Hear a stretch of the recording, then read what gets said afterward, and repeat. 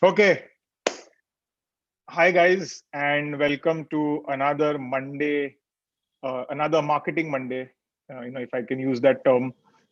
We are today with Pragya Batra, and I'm really, really happy to welcome her to this live session today with everyone. She works on a brand that is completely created by her sister and herself, something which uh, is inspired by poetry. It's inspired by a philosophy, and she's someone who's and if you look at her background, and we've covered her story earlier as well on our platform. You guys would have seen the three videos that we've already done with Pragya last year. But she's from IIT Delhi. Then she was working with Bain and Company. Then she went to INSEAD. She had a stellar career. A lot of people who generally sign up for Inside IIM and who are following this channel, would trade anything to be in her place. And she's, in that sense, done a lot of things that everybody really aspires to do. Then she moved to InMobi for a brief period, and post that, she decided to go full time into building her own company, an e-commerce brand built from scratch, which is, I think, valued really, really highly. Also, a largely profitable business. Again, something that we don't see often these days when people speak about e-commerce and online businesses and companies and startups. So I'm really, really excited to have a discussion about the entire gamut of things that is involved in selling something online. And of course, Pragya is doing a program with us, in this week, starting Thursday, called "How to Build an E-commerce Brand." But I think just for the benefit of the entire community, we thought we can do a nice introduction, to the topic, and also understanding her journey with respect to what is it that she's gone through in trying to build this thing. So, hi Pragya, how are you doing today? Hi, Ankit. Thank you for having me. I'm always excited to talk to the inside IIM crowd. Yeah, I'm sure a lot of them are looking forward to listen to you as well. So, Pragya, first question is, how did the entire idea of Quirksmith come about, and what prompted you to actually go down the entrepreneurial route? Cool. So, Quirksmith, like you said, was started by me and my sister Divya. So Divya has a design background. She's a graduate of NIFT Gandhinagar. She's specialized in jewelry, and she had been designing for almost 12, 13 years by the time the idea of a worksmith sprouted. So from that angle, there was already a stream from a design angle that she knew really well. And 2015 was a time when when we had the idea of starting Quirksmith. It purely at that time sprouted from the need to do something together, because I came from a very like a very business background with consulting, and she was like a pure right brain artist. So we never thought our paths would cross, but we happened to be in Bangalore, both of us, in 2015 for the first time after 15 years, since the time we left home.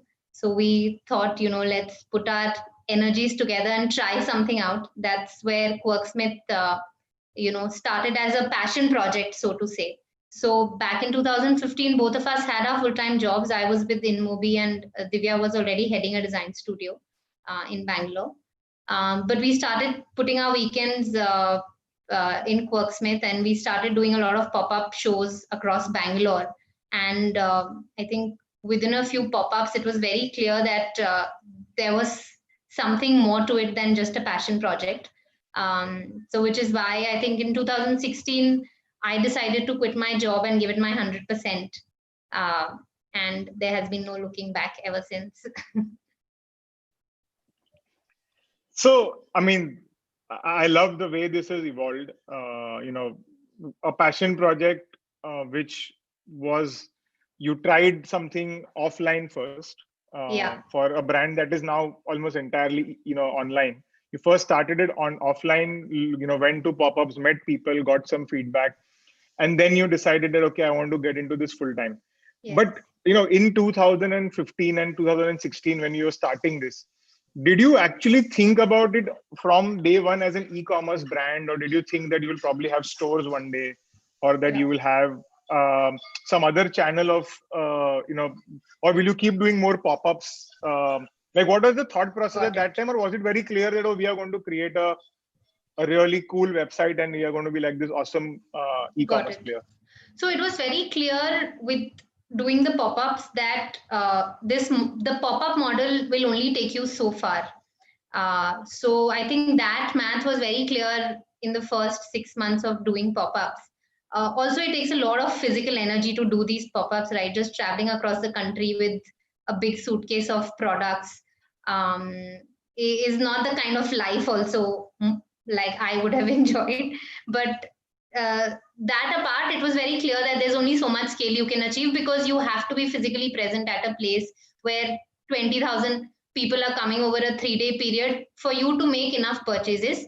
And that didn't seem like a scalable model. So, which is why when I decided to jump full time, the idea was to take 3 months to set up a online portal and then scale it from the comfort of our homes at that point. Uh,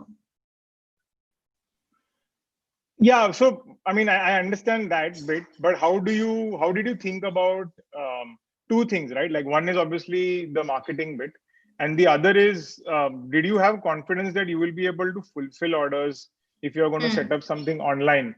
sure. Were you going to set up an entire supply chain of your own? How did you figure that entire, Got or it. the logistics process on your own? How did you figure that out? So it was a smooth start. See, we were very clear that we did not want to go down the external funding route. There was value in just growing this grounds up and keeping it as a profitable business because we had a strong value add of the design. And we had already tested the product out for almost a year by going to these pop-up shops, and we knew there was something of value that we were creating. So the economics of the product also held up at the product level. uh, and then after that, to answer your question on the whole setup, that also was a gradual process. Like the first 6 months it was just me running the entire show, right from packaging to building the website. Um, and, and when we got to a scale of say 10 to 15 orders in a day, where it started to eat into my time, was the time I hired one resource from operations. That person also I hired from a courier company. She was a customer service executive, and she's been with us for the last 3.5 years now. She was our first employee, and she's grown with us.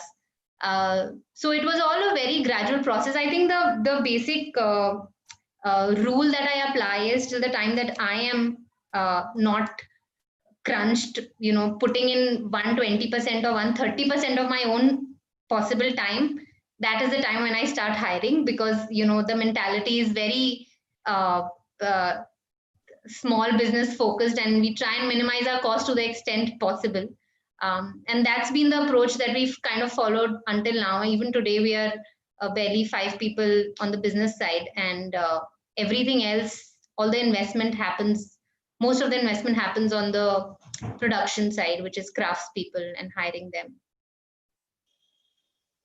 Okay.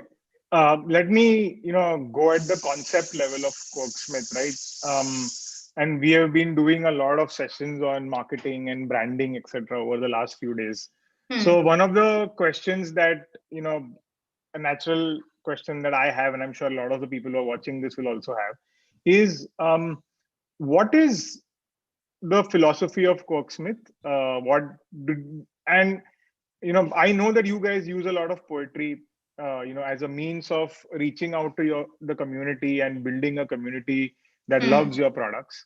But was it always clear from day one that the brand or this product is going to stand for this, or is it something that has evolved over time, Got it. and now you've reached there? So what was the starting point, and what is it that currently your brand stands for? Got it. So it was definitely a journey to get here to what we stand for today.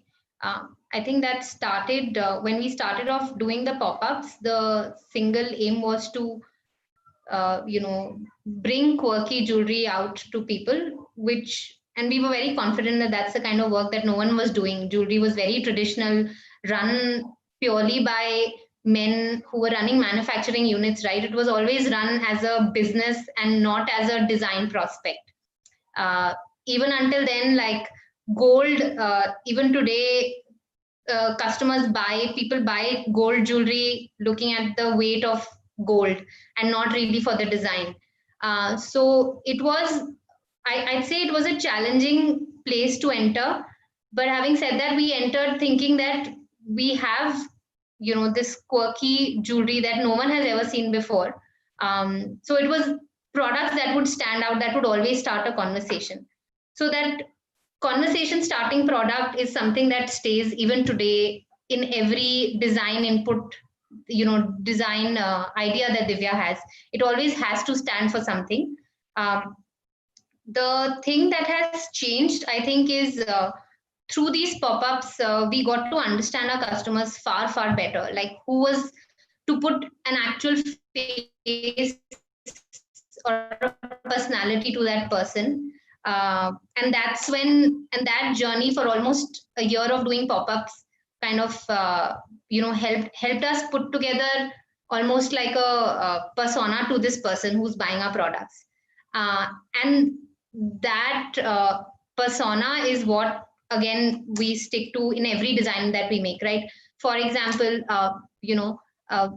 my customer is someone who is not afraid to speak her mind, like, or who's on a path of self discovery, understanding herself better or himself better. uh, like, that may seem like a very detailed way of looking at a customer, but that's the only person I want to talk to when we are making designs, when we are doing any marketing activity, reaching out to people. um, as a result, obviously when you market, you get a lot more people than just that customer, but when we are creating something, we are only trying to speak to that person. So even if you look at some of our, for example, Akshar designs, uh, which is basically jewelry which has a lot of write-ups and poetry on it, but even the poetry is not about love. It is about self-love. It is about being rebellious. विद्रोही है, जिद्दी है विद्रोही मन मेरा, बस सोचता है चल देता है. So even the things that we put out in a design all come from the idea of talking to that one person who you can almost picture. Yeah.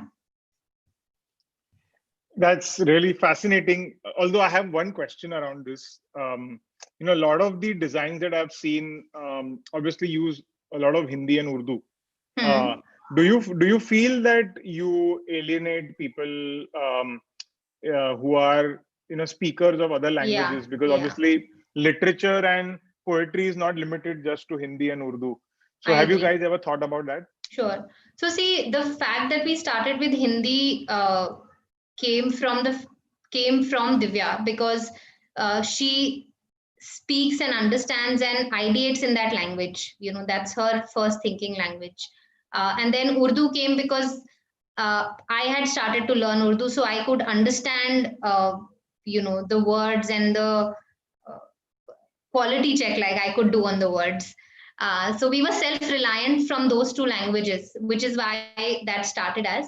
Having said that, we do think about this consciously, because I don't think it goes well with us as individuals and also as brands to just do these two languages, which is why last year we also launched a Bengali collection close to Durga Puja. So we have like 4 or 5 designs in Bengali, and we hope to keep adding that, every year. We're also contemplating doing some other scripts, perhaps start that with wall decor. There's a lot of interesting ideas on doing something in Tamil. So yeah, let's see. But the intent is there. The starting point was Hindi and Urdu only because of the ease of being able to get things out in those languages, quality checked properly. Sure. One of the other questions I really wanted to ask you was, how did you manage to crack social media for yourself? Because I'm assuming that although you might have had a website of your own, you still needed to figure out a way to drive people to your website. And I'm assuming, because I've seen your Instagram page, for example, I'm assuming that social media is a huge driver for you.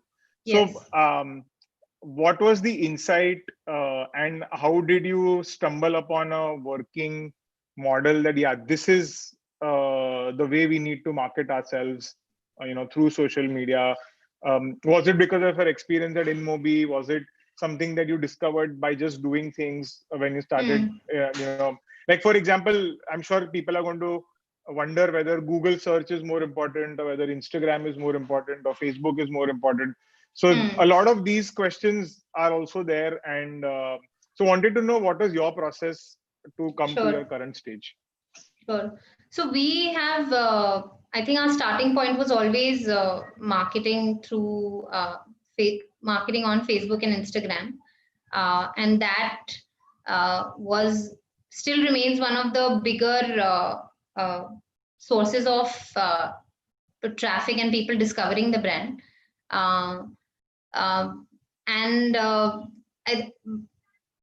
There are two other things that we do.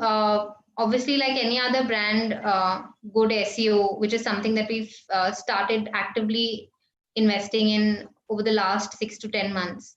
And that has generated, results. And the second thing is organic social. Through organic means getting people to follow you on social media.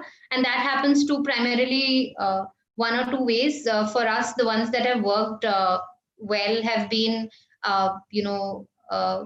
influencers, and as well as celebrities wearing the brand. That doesn't per se translate to conversion as much, but it does get you credibility and traction and, some organic followers. That's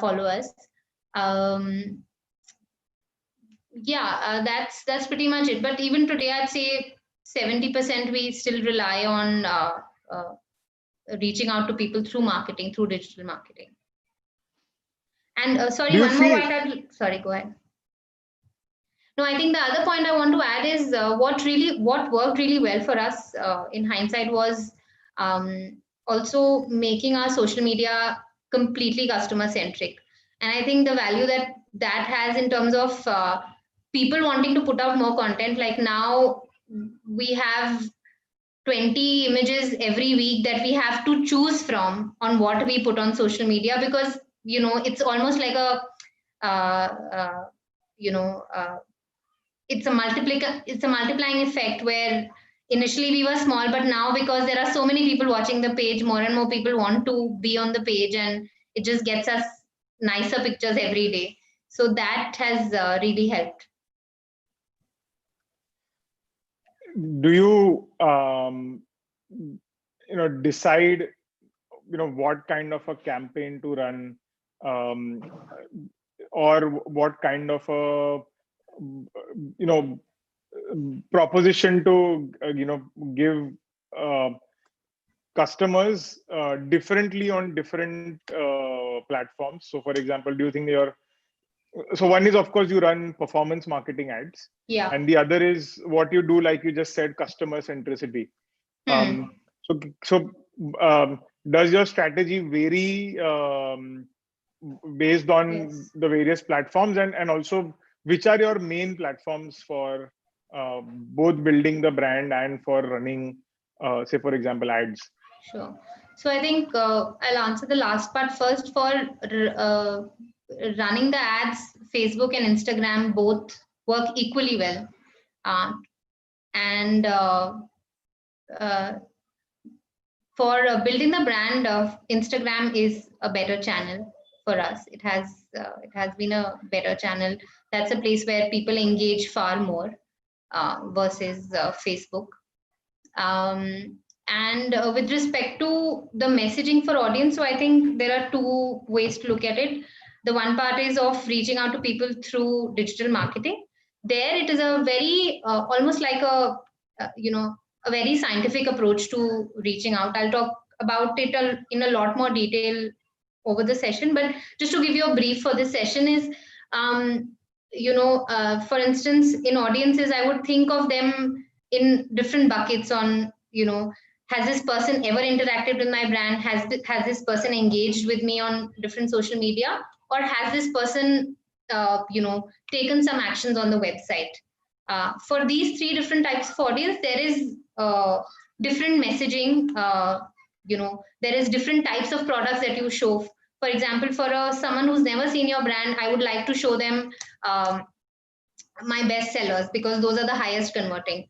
For someone who buys a lot and is a frequent buyer, for that person, I would like to show new collections or things that don't get as many impressions, products that don't get as many impressions, so they might have also missed it. So show that as, these are my unseen products that you have not seen before.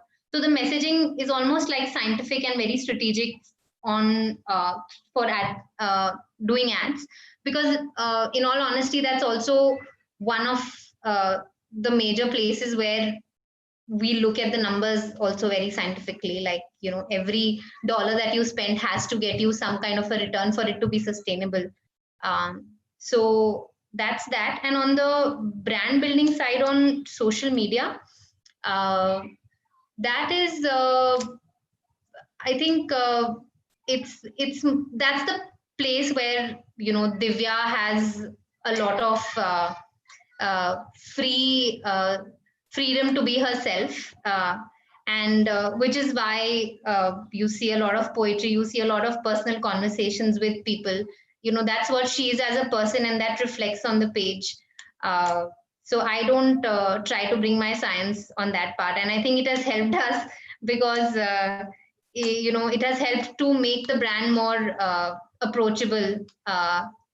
Despite the followers, it has made the brand. So she personally responds to people. She speaks to customers on Instagram for a long time, and she gets a lot of feedback as in exchange for that.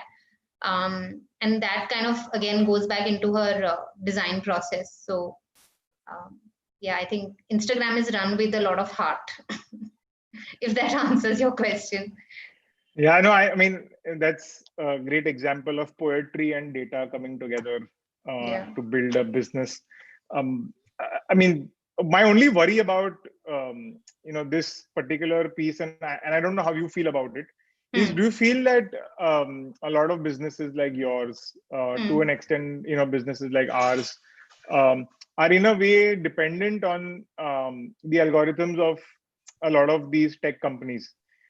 So, for example, the amount of dependence that so many businesses have on platforms like Instagram, do you feel that could in the future lead you to to a disadvantage if for whatever reason people stop using Instagram more, or if the algorithm changes in a ways that you cannot decipher?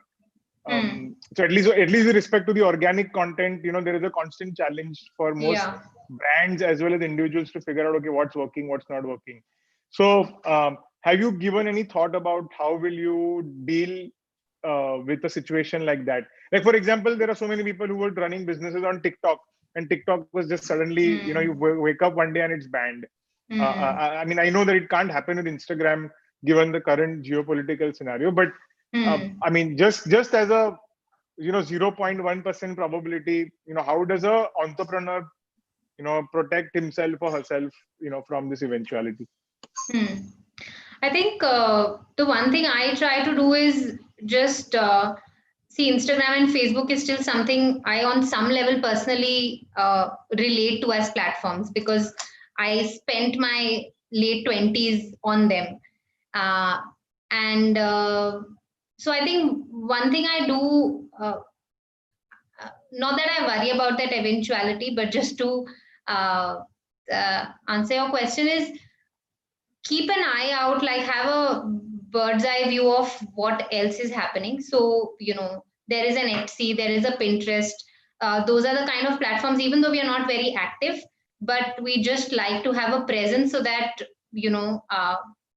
it's not too much work and it just helps to stay there. Like for instance, Pinterest doesn't have at least ads for Indian market right now. They've launched it for the European markets, I think. But that would be a channel that we'd explore if and when that opens. Etsy is something that we stay on again, just to have a presence, even though we're not very active there. So I think from that angle, just having a bird's eye view on what are the places where you can reach out to your target audience. Like in my case, apart from these platforms, unfortunately, I feel, not unfortunately, but a lot of the other developments that are happening around us with respect to commerce are happening for a very different section of audience. Like Meesho targets a very different segment, which is not my audience. A Bulbul targets a very different audience, which is not my audience. So I won't get into those platforms because at least right now they don't talk to my customers. But I look out for platforms which potentially will speak to my kind of a customer. Got it. So before I start taking audience questions, one last question from my side is, in the last 4 years, can you tell us about one memorable event, one memorable campaign that you've done on Quirksmith and that gave you personally a lot of satisfaction and also eventually resulted in commercial success? Okay. I think the most precious to me is the first campaign we did, like a video shoot. We called it Emerge. It came from the idea of just breaking out of the norms that are laid out for you as a woman. And that was kind of the message we wanted to go with, but we got really lucky because we again stumbled upon a great director and a great human being, Faraz, who in Bombay, through one of the pop-ups that we were doing in Bombay, and then one thing led to another, and we really hit it off, and we decided to do something together. So I think by the time we did Emerge, we were still very young. It was 1.5 years into having started Quirksmith. So I didn't feel that we could pull something that big off, but we did. People were very generous. We got to work with people like Shweta Tripathi, Mukti Mohan, Priya Malik, a lot of these women who were strong, and making a mark for themselves in their own fields. So that was very special, and it still remains one of the most special things we did. Its benefit obviously was just having known faces on the campaign got us a lot of credibility. So it got the ball rolling in terms of getting us into the next level of business also. So yeah. Awesome. Okay, I'm going to take a few questions. So we had floated a form earlier in the day and you got a few questions on that. The first question I want to ask you is from Mohammad Ruhani, who asks, how do I build a website if I am not from an IT background? Okay. And how important is it for you to know it? Hi, Mohammed. So I think Quirksmith is a good example that you don't need to be a developer to start a e-commerce business. I think the great thing is that there are a lot of online tools, very like plug and play online tools that you can work with. The only thing you need is a little bit of business understanding to hit it off the ground. But Shopify, for example, we are built on Shopify. I built the website myself over a couple of months when I quit InMobi. And the good thing about Shopify is that it has such a huge ecosystem of entrepreneurs who are on Shopify. of developers who are only developing tools for the Shopify ecosystem. So any problem you have, all you have to do is go to their chat support or Google it on their Shopify support network, and you'll get an answer. So, there's nothing to fret if you don't have an IT or a tech background. It's fairly simple now to set up a website and have your business running. Okay. So the next question is actually related to this question from Samir Fulzele. He actually has asked a bunch of questions, but let me connect it to the question that you already spoken about, which is how important is it to have competence or experience in the industry that you want to start your company in? So yeah, did you have any experience in doing any e-commerce work? Like when you were a consultant at Bain, did you ever work with an e-commerce firm so that you got some insight into it? Or did you work with e-commerce in any way during your InMobi days? Sure. So and even if you didn't, or if you did, do you think it's important if someone wants to start up a company in that sector? Got it. So first off, I think I don't think it's important to work in the industry. At least that hasn't been my experience.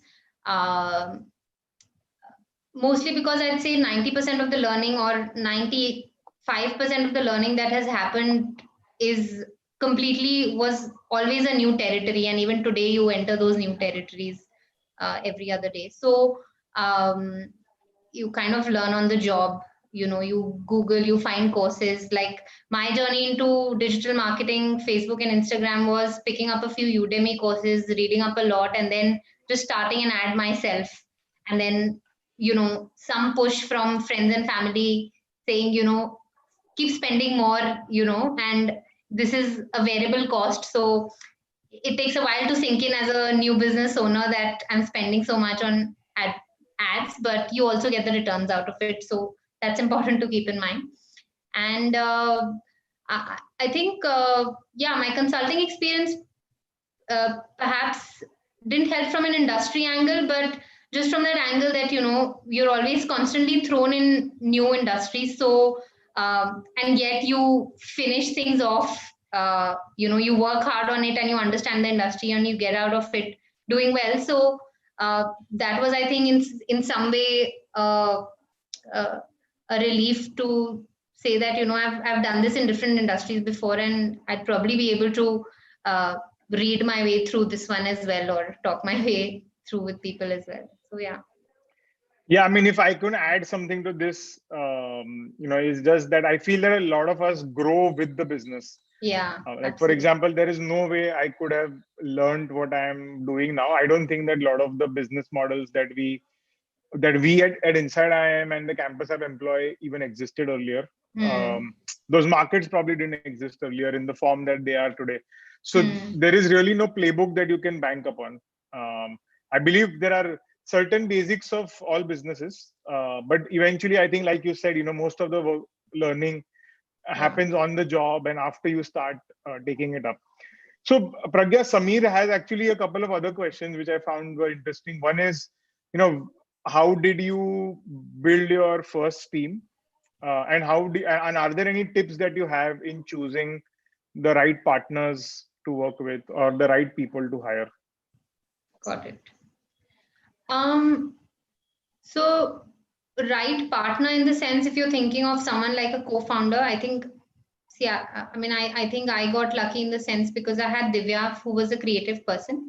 So my learning here has been that if you are looking to have a co-founder or someone to run business with, then find someone who does not have your strengths, who has complementary strengths, and someone who can challenge you, not just listen to you, because I think the difficult discussions are the ones that make you grow as an entrepreneur also. So you need to have someone who challenges you. And from a hiring angle, on the people side, see, as a bootstrap business, like I said, my mantra was always, till the time that I wasn't choked 100% of my bandwidth, I didn't hire. That has changed a little bit now because you also want to have a little bit of life, personal life outside of work. But So that yeah, you can do programs like these. yeah, yeah. So yeah, I think see the first thing uh, how do I say it? Like I often used to get uh, sometimes people think that being an entrepreneur and number of people you hire is probably like it's almost like a metric that scares you. Like even I used to get scared when I would talk to entrepreneurs and people would be like, oh, I have a 20-member team, and I'd be like, oh, am I doing something wrong?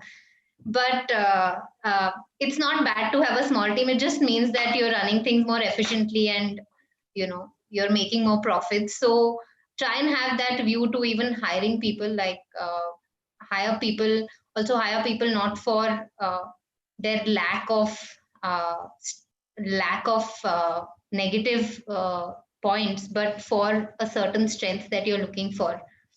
uh, but yeah, that's pretty much it.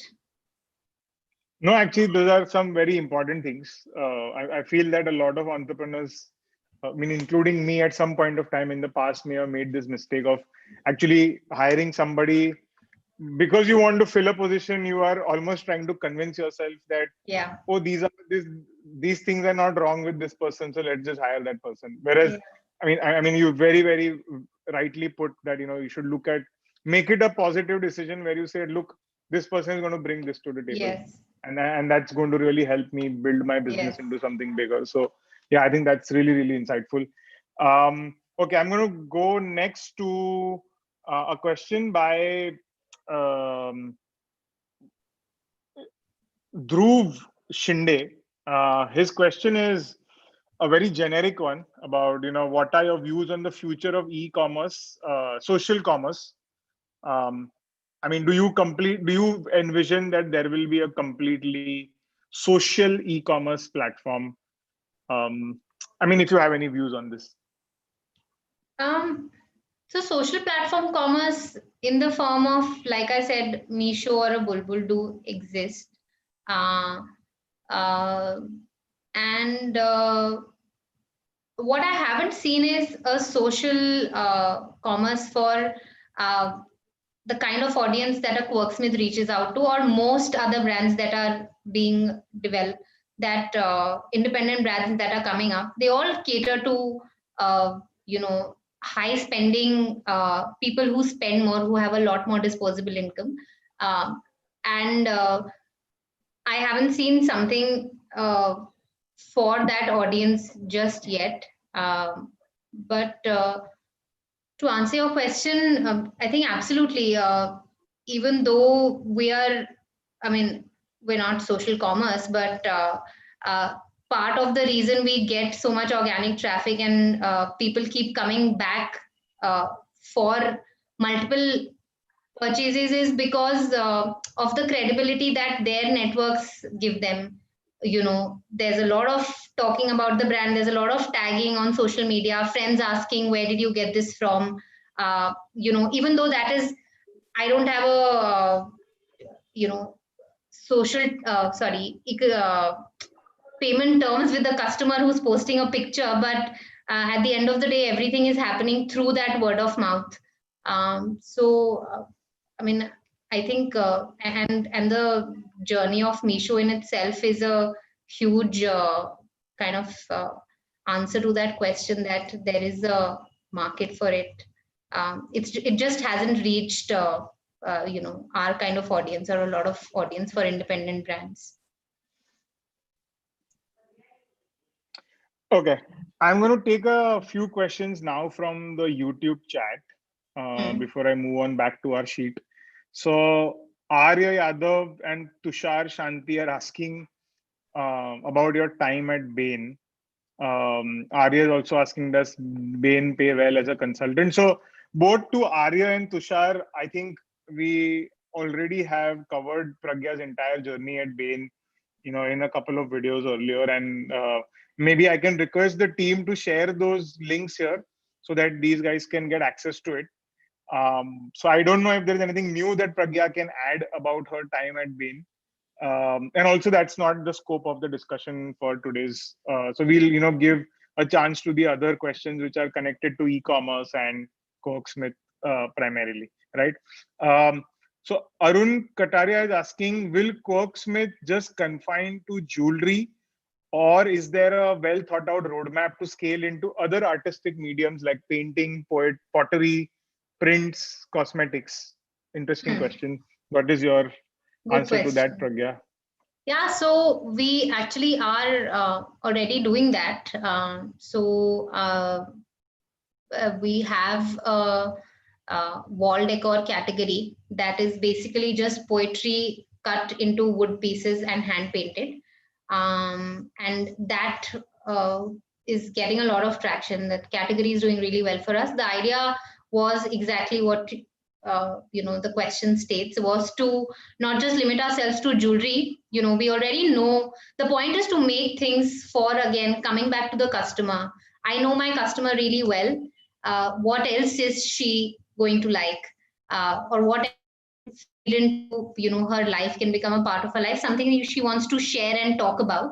And wall decor has, again, uh, prove proven to be one such category that is working.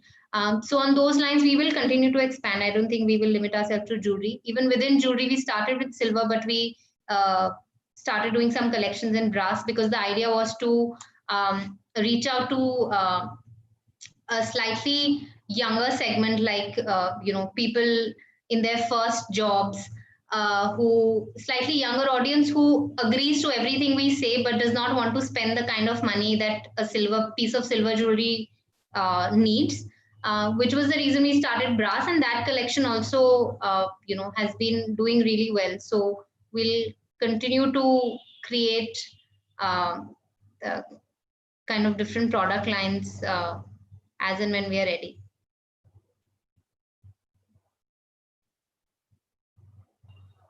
Okay. The next question is by Amritanshu. He's asking, there are many startups and e-commerce businesses emerging in tier 1 and tier 2 cities.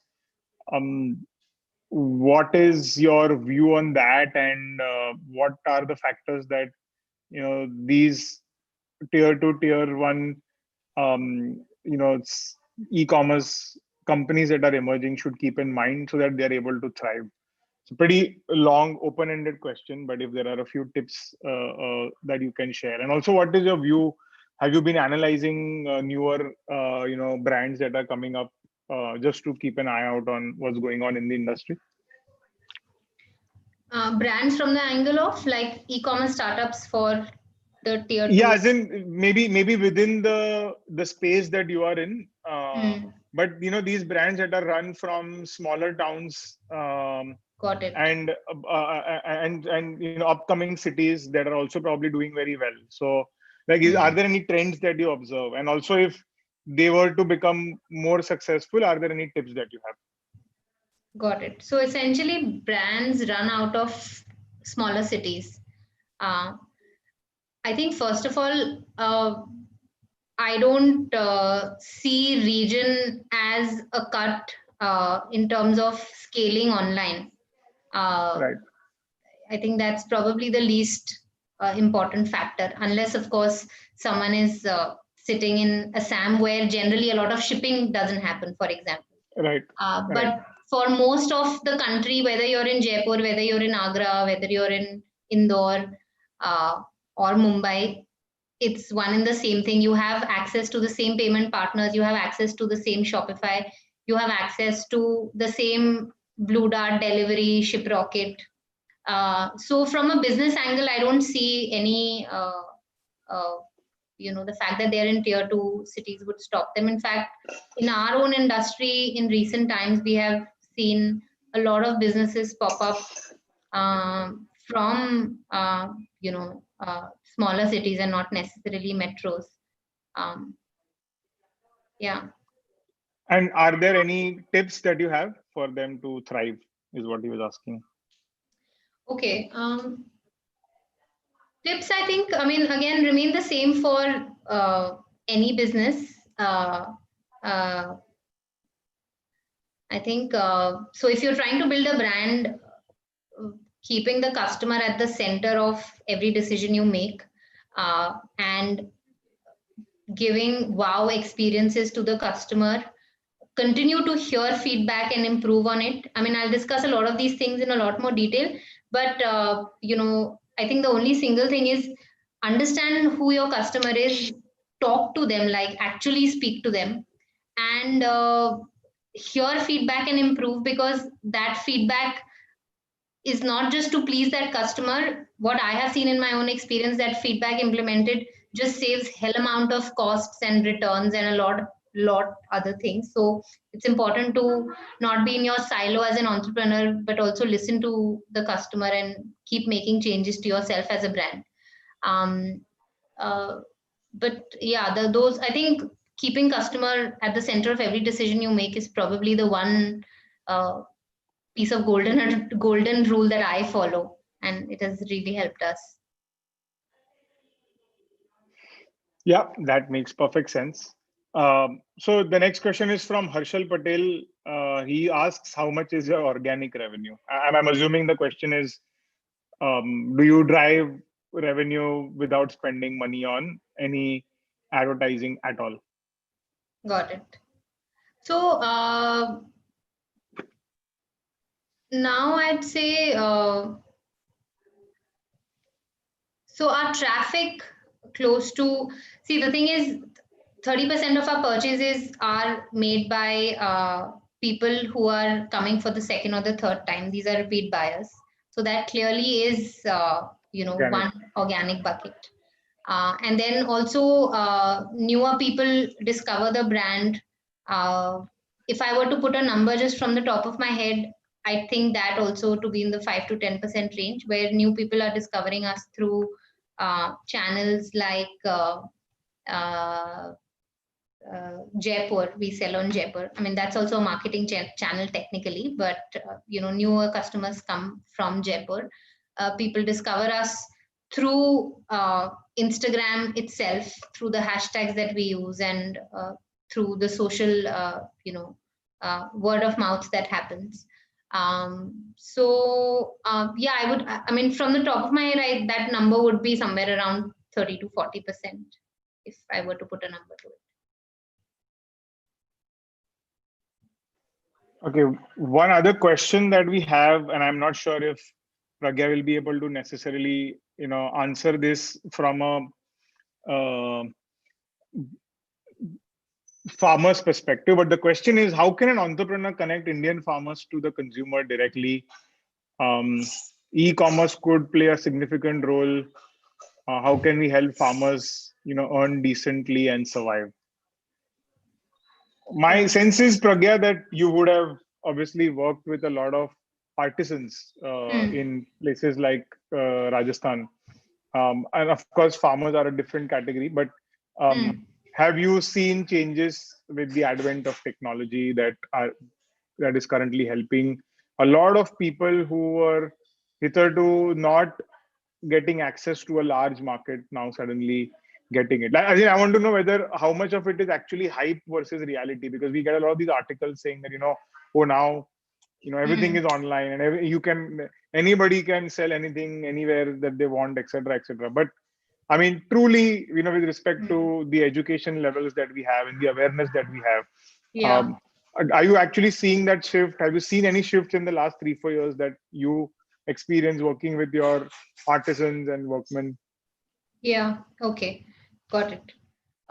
So I think in the way that probably a farmer and my artisan are on the same platform is, I mean, we can look at them in a similar way from the angle of just the technological know-how, in the sense for them to explore technology. And so there has been, I'd say, like, it's not to the extent, the change has been there, where for example, uh, my artisans can, some of them can communicate on emails, and some of them can, explore the web and find out things from the internet. But it's largely limited to, the education is largely limited to WhatsApp, which we are also seeing as um, yeah, I mean, that's the easiest thing that people understand. I think from a technical literacy point of view, there is still a long way to go. And the simple thing is that till there is a need, an artisan won't want to venture into any technological change in their life. So even today, like and perhaps that's the reason a lot of technology is not being built for the back end of jewelry. Simple things like, I'm sorry, I'm taking the more jewelry example, but that will give you a more better flavor of what I'm trying to say. Like, for example, even how much silver does an artisan have, how much has he made, therefore how much is it left at the end of the day. All these kind of things are still done on with a pen and paper. There are no tools that exist that are being made, and I guess one of the bigger reasons for that is that someone who has to consume that technology is actually the artisan. And for that person who only understands his or her craft the most, it's very difficult to get them to adopt punching in a number on their phone or on an app. That's been my experience. We've tried to move things even on simple Excel sheets, and that has been tough. So I think it's a function of who you're working with, and in our experience, it's difficult to they don't seek that technology, and it's difficult to push them to get out of what they already know to kind of adopt things that will improve their performance, so to say. Wow, that was, I mean, yeah, I mean, I can understand the struggle there, because it's clearly something that needs to be solved by people who do it there. And obviously, I think we'll probably have very little context about how that should be solved. There is obviously some advice for you as well. Chinmay Sate says diversification is key. Can't just be on Instagram. So Pragya, you can keep that in mind. Yes. Connected to our previous question, there's another question by Arun Kataria, who says, will it be a great idea if Quirksmith started a fair trade premium marketplace or a platform for skilled artisans with a fair trade policy, where they have to not worry about inventory, and also there are more options for the consumers? Have you ever thought about all of this? Sorry, can you just repeat the question? Yeah, so Arun Kataria is asking, will it be a great idea if Quirksmith started a fair trade / premium marketplace or a platform for skilled artisans that follows a fair trade policy? Got it. Where they don't have to worry about what the inventory is and what gets sold, and if there are more options for the consumer. Got it. Okay. So honestly, not, because I think just from a personal, we see ourselves more as a creative business, as a design company rather than an e-commerce jewelry company. So from that angle, a marketplace is, a marketplace is a pure play business for me. Whereas, we've built a brand trying to from a creative point first. So a business model like this is not on the mind, is not on my horizon. It just does sound like a great idea. I do speak to a lot of people who are trying to do this at their own levels, but it has been rather difficult to scale. And the primary reason for it is that you work with, getting to getting artisans to come on a marketplace is just requires a whole lot of training on a lot of levels. like I was telling you, I sit physically with artisans and I cannot get them to enter a number in an Excel sheet. To remotely try to scale such a business where, you know, I mean, you can probably find the right people, but the journey to find those right people who'd be comfortable with using that technology will be difficult, which is why a lot of people haven't been able to scale it. A lot of these ideas exist in pockets with, lots of well-meaning people, but I haven't seen something reach scale. I think Zwende is a good example that has tried to break through some of this. Whoever was asking the question should definitely try them out. I mean, try their website if they're interested to know more how they work. But Zwende works with like artisans across the country to make customized products, and they've been able to do a good job at it. But their breadth is again limited to like maybe 4 or 5 types of artisans. Right. Okay. The next question is, I'm going to go back to our sheet by Prasanna Kakhandaki. And his question is, why are most of the Indian e-commerce and startups ignoring customer experience and customer success? For some reason, he seems to be also dissing the IIMs. The IIMs are not emphasizing enough of support and customer success. So, by the way, Prasanna, first of all, Pragya is not from an IIM. Pragya went to IIT and then went to INSEAD. I don't think that there is anything I am about, not giving enough importance to customer success and customer support. But Pragya, what is your, reading of this thing? Do you feel that it's a genuine issue in India that customer support and customer experience is not given enough importance? How do you manage things at Quirksmith? Okay.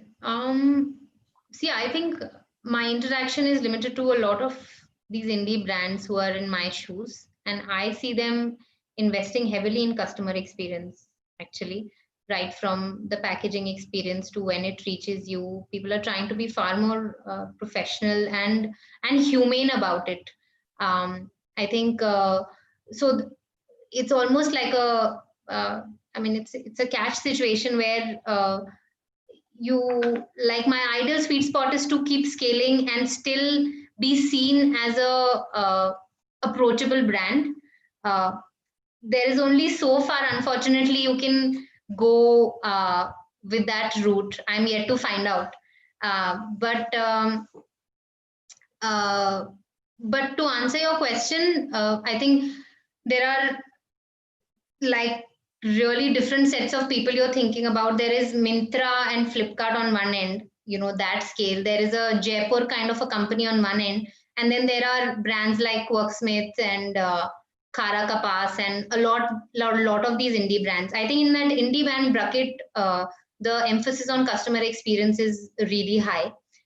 Because these brands are also charging a premium for the product that they're selling. It is not a transaction. It is almost a lifetime of getting that customer. So there's a lot of emphasis. In the Jaipur bucket also, at that scale also, or Nicobar is another example, or Good Earth is another example. There is a lot of emphasis on customer experience. So in my experience, I haven't seen that, kind of fall out from the business objectives at all.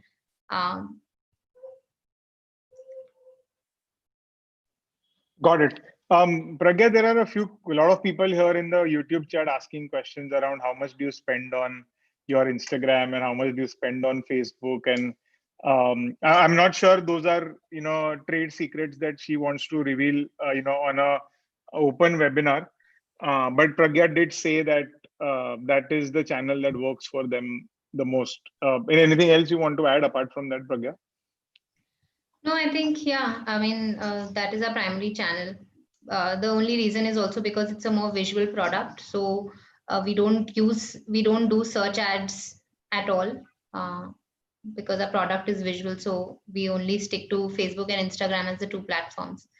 Whereas I don't know, if you were selling seeds, then you'd probably do a search ad and not a Instagram, Facebook ad. Correct. And I mean, guys, if you guys want to know more about, what goes on behind running a successful campaign on Instagram and Facebook, and how to sell products like jewelry and similar categories, I think Pragya is going to be deep diving into that over 3 days on Thursday, Saturday, and Sunday. So do join in for that particular program, and you can find details in the description here and also in the chat. So you will get a far more detailed answer and a process and a method that you can follow to manage your own business if you were to do that in the future. There is one more question. Inspired by this question that I got here, Jay Tejwani is asking, how do you collaborate with brands for new startups, like how Nykaa did?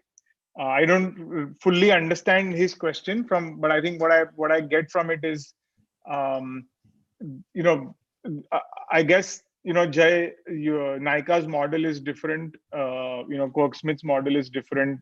Quirksmith only has in-house brands, and I believe you have no plans of becoming an aggregator of other Yeah. jewelry brands or anything of that sort at this point. Yeah, we don't. We might collaborate with artists, so that's something that's always on. For instance, if I'm launching a new collection, then I might want a different packaging, in which case I would partner with an artist who doodles to get the right packaging. But in terms of selling the final product, we don't have plans for that. The only, yeah, I mean, I think the design, because we are a design company, the design has to come from Quirksmith, what is going out on the website and what is selling. Sure. So, Pragya, I have a question then. Why don't you sell on a platform like Amazon or on Flipkart? Why do you have a channel only of your own? So again, see, we have tried Myntra in the past, and I come back to again, is my primary customer browsing for these kind of things on those channels? I think the intuitive answer is no. It has also been proven to me by trying to be on some of these platforms and it not working out in the way that I imagined. What really works well for us, and it may seem counterintuitive, are actually the smaller platforms like Jaipur, where I know the customer comes and spends a certain amount, is looking for indie brands. So my products don't get lost in that mix. I think the primary reason is that people who want to buy my kind of products are not browsing an Amazon for that product.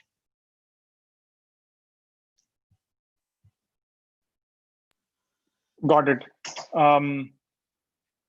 There is this question from Prithvi Prasanna. Where do you manufacture your designs? So our designs are manufactured in Bangalore, part of it in Bangalore and part of it in Jaipur. We have a small workshop in Jaipur also. Got it. Awesome. So I think we're well past 8 now. Okay, I will take one last question from Praveen Yalsangi. He says, how do you manage SKUs? How do you, essentially, I think he's asking, how do you estimate your demand for various products and how do you ensure that they are always available? So how do you manage your operations well? Got it. So this is a tough one too. Like, this is my biggest problem right now, inventory.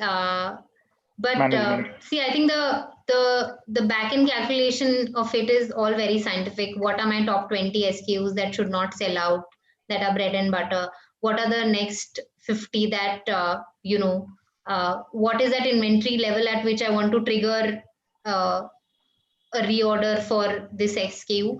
All that math is easy to do in the back end on Excel sheets by looking at your past 6 months, 12 months data. But the difficult part, in our kind of a business, and especially in these times, is the production side of it, because and also the dependence on markets for various kinds of raw materials. So the actual making of it is the part which becomes less scientific. But the predicting of how much inventory you need and what SKUs shouldn't go out of stock is a fairly, simple process through Excel sheets. Yeah, it's something Okay. that we still need to master, I think. I wanted to end the session, but I have one more interesting question that's just popped up, which Okay. is, how different do you think is the use of digital marketing for products versus services? So I guess you might have to use your consultant hat to answer this question, Pragya. Got it. Got it. See, I think the one major difference is that when you're reaching out as a brand, you can almost do you can, for the first time that you're trying to do an ad, you can shoot it out to everyone and learn, and some purchases will happen. You'll obviously grow with time, but you have that luxury as a brand to be discovered in someone's feed who wasn't looking for it. Services, I think the major difference would be that the audience that you market to from day one has to be much more thought through. There is far less luxury to learn by doing an all out kind of a marketing and then deep diving into it, because then you might start losing a lot of money. That is my hunch. And but I'm sure you have more to add here, Ankit, given you not really a service, but it's not a physical product that you're offering. Yeah, no, I mean, I'm learning something new as well. What we've learned is, so we don't have constraints like, how many units do I need to reorder, and things like that, because essentially a lot of content that we sell can be sold infinitely once Yeah. created. Of course, there is a limitation on the number of seats that we have when we do sessions. We used to do offline events earlier. Now we do live sessions, and there is, in order to ensure that the experience is good, there are limited number of seats available. So, for example, the program that we are doing with you, also, we are not taking an unlimited number of people. So those are the small things that we look at from a what is available perspective. From a digital marketing standpoint, I don't have honestly a lot of experience selling a physical good, because I've been doing this for like 7-8 years. Yeah. But my understanding is that eventually a lot of these things work on creating trust and creating a brand for yourself. In our case, we've tried to build a community first, and even if someone is part of the community for a limited point, for only say 2 years or 3 years of their life, but for those 2 and 3 years, they really need to love us and we need to delight them. And I think if we do that, then getting them to then buy something that we are offering becomes that much easier, because they know that, okay, these guys, when they promise something, they deliver it. Yeah. And in that sense, hence the marketing becomes less expensive. Obviously, I do feel that we will also hit a ceiling with respect to what is the size of our community and how many we can sell, using just this strategy. Eventually, we will also have to go down the route that potentially what Quirksmith does with respect to, scaling up ad spends on Instagram or Facebook or other social media channels, over and above having our own community, because that's the only way you're going to expand and build more communities. And we are also actively trying to build more communities, like not just be restricted within the B school aspirant, B school students, and B school alumni space. We're looking at other communities that will also start trusting us, so that we can then sell potentially more products to them. Got it. So sorry, I'll make one last point here. Sure. That the other thing I think in services also will be different is that like unlike a product where a lot of the purchases can also be first timers, impulse purchases, or services will need a lot more convincing. So I would expect like getting a lot of people to discover you, to be aware of your brand, and then retargeting as a tactical step to probably work better, like retargeting those people again is probably the point where you will see conversions, and not really at the top of the funnel, which is, at the point where you're just reaching out to a lot of people to get your services discovered. Yeah, no, you're absolutely right. Unless the service is very standard. Like, for example, if I have to, get a income tax filing done, which is broadly just series of steps that I need to be followed. Fair. Or if but anywhere where there is a human quality element involved in a big way, it will require a lot of convincing and will require trust, which I was talking about earlier. Yeah. Interesting. But yeah. So anyway, guys, we have come to an end to today's Ask Me Anything with Pragya Batra. Thank you so much for being part of this. And thank you, Pragya, to you for doing this with us. Thank you. We are doing a 3-day program with Pragya. So anybody who's found her story interesting and is connecting with all the things that she's saying, if you are looking to build a brand of your own, or if you are as a B School student, a B School aspirant, or just someone who's interested in an e-commerce business, wanting to is going to work in this particular field, I think it's going to be immensely helpful. And Pragya, are you excited about the program? Extremely, I'm very excited. Always, I'm going to cover a lot of the things in detail, especially on the marketing funnel, I think, which is the most important part of trying to scale through marketing. So how to get customers to discover you, how to engage with them, what to have on the website that helps increase conversions, all sorts of details you'll hear in the course. I'm really looking forward to it. I'm really looking forward to it. I'm going to learn a lot myself, take a lot of notes. So anyway, guys, last few days left for you to sign up for this program. The program begins on Thursday. So see you then. And thank you to everyone for joining in. Thank you. Thanks, Ankit. Thanks everyone. Bye.